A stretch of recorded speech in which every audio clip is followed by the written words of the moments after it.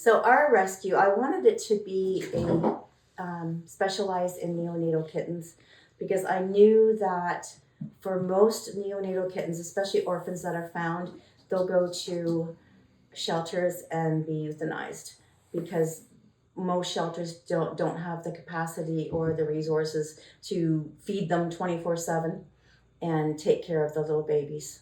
So it costs us for a typical healthy kitten to come into the rescue and stay for 8 to 9 weeks, which is what we try to do. But right now we don't have a lot of adoptions, so we're finding that we have cats that are even as much as 2 years old in our care. Mm-hmm. So it costs us approximately $800 to bring a kitten to to get vetted and for food and for the overhead and the supplements and all of that stuff.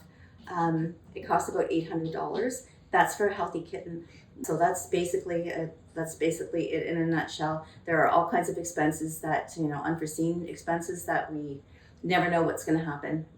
We've had FELV this year and FIV, which is feline leukemia, and an autoimmune deficiency virus, which is like HIV for cats. Mm-hmm. So they take they get a lot of vet visits, and they are basically less healthy. Mm-hmm. So we have to make sure that we give them really good supplements and make sure that they're getting those supplements regularly. There's a lot of people needing more education on how to deal with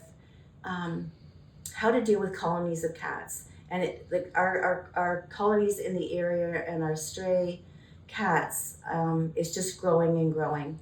When I started here a year ago, our shelves were full. Anything that we needed, they were there.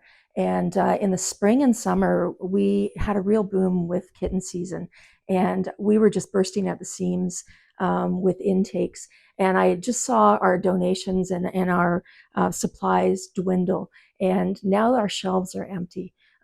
Basic things like refills for litter lockers, some of the specialized litter we use for the little guys, just all kinds of things that we really need, cleaning supplies. We just don't have them because, we only have this very finite amount of resources that we have to spread out. And so donations are so important. We're in a crisis now. I know we're not the only ones. I know that all registered charities are struggling. It's just hard to watch the animals suffering because of it. So I'm just hoping that we can get the money to do the things that we need to do at the moment, which is to pay a rental fee here and to hire a vet tech to come in and help us to train our volunteers and to help us save a little bit of money at the vet. We're hoping that the dream of having a separate building will someday come true.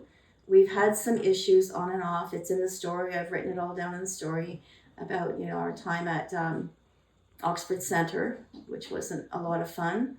But just that we're hoping that we can keep this going. Mm-hmm. And without help from people, we just aren't going to be able to do that.